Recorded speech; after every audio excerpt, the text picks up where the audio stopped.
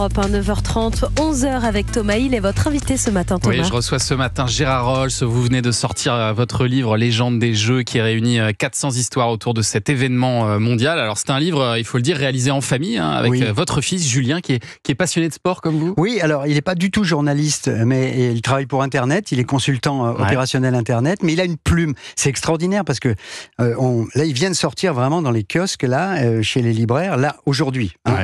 Et j'ai donc relu un certain nombre d'histoires. Je ne sais plus si c'est lui ou si c'est moi qui avons écrit ce genre d'histoire. Vraiment écrit à quatre mains. Ouais, parce qu'on écrit à quatre mains en se parlant tout le temps.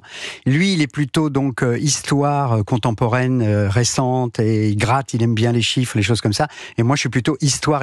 C'est toute la partie des Jeux Olympiques de l'Antiquité, Coubertin, des choses comme ça. C'est vrai que ça, là, c'est ça qui m'intéresse. C'est assez marrant. Et c'est un an de travail. Voilà, tout simplement, un an de travail tous les jours. Et le résultat est très beau. C'est un très beau livre. Déjà, il faut le dire, c'est le genre de livre que vous pouvez mettre facilement sur la table basse du salon, voilà, avec très belles illustrations. La fête des pères et la fête des mères. Exactement. Et surtout, plein d'histoires pour briller un peu en société.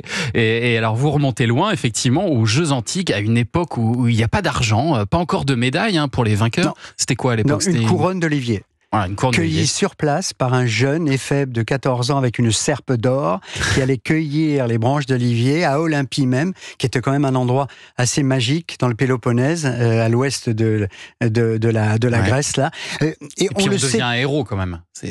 On devient une icône, un héros. Complètement. Pour tout un pays. C'était le roi. Il était au niveau du roi de Sparte, d'Athènes ou de Delphes. Le type qui gagnait les Jeux Olympiques à l'époque, il avait tout. On le faisait manger, dormir, on lui offrait un palais. C'était vraiment la star absolue. Vaincre aux Jeux Olympiques, c'est la star absolue. Mais ce qu'on a oublié, en fait, c'est que les Jeux, là, ont duré pendant 12 siècles. Les Jeux de l'Antiquité. Parce qu'on a l'impression comme ça que Olympie, c'était une fois, deux fois, trois fois. C'était un succès extraordinaire. 50 000 personnes tous les 4 ans qui se regroupaient à Olympie, qui montaient vers Olympie avec des commerçants, avec donc les juges, avec un village olympique pour recevoir les athlètes, avec les chevaux, avec tout un système énorme. Et ça a duré de 776 avant Jésus-Christ à 394 après Jésus-Christ. C'est 12 siècles. On découvre que l'empereur romain Néron est champion olympique d'ailleurs, d'une épreuve qui est plus pratiquée aujourd'hui. C'est incroyable. Avec la course de chars. Voilà. Bon, il a un peu monnayé sa participation.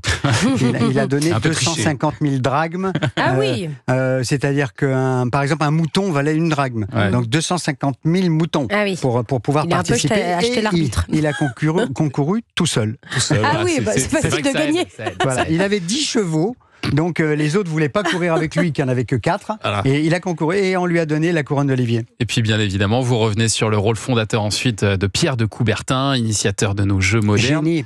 Mais alors, génie, et à la fois le baron Pierre de Coubertin, il avait quand même des avis assez arrêtés. Par exemple, vous nous expliquez qu'il ne voulait pas de femmes dans ses compétitions. Il disait des choses terribles. Une Olympiade femelle serait impratique, inintéressante, inesthétique et incorrecte. Le véritable héros olympique est l'adulte mâle individuel. Les Jeux Olympiques, disait-il, doivent être réservés aux hommes. Le rôle des femmes devrait être avant tout de couronner les vainqueurs.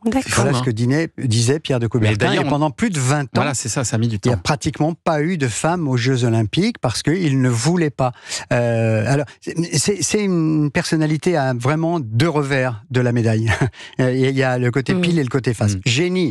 Génie Coubertin d'avoir pensé rénover les Jeux Olympiques, de s'être battu pendant des années pour créer le Comité Olympique International, trouver des sous pour les premiers Jeux, 1896 à Athènes.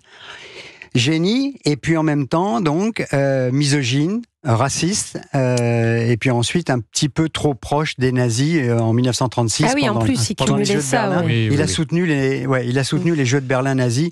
Bon, il aurait pu s'abstenir.